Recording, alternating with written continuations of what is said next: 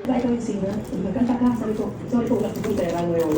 Sabi ko, huwag ka lang magbunot, idol ka namin, kumanta ka na lang. Ako ba? Ikaw sabihin niya na sabi, bakit hindi ka ng video, okay?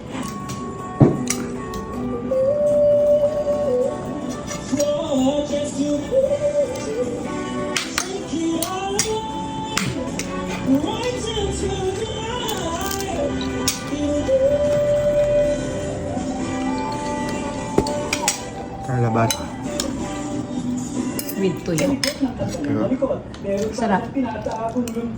Kasi kaka wala na ni mama ng time na yun. Kaya parang mga 20 days ago, abunado sa music dance pagka wala na mama. Kasi siya na yung inspire sa akin.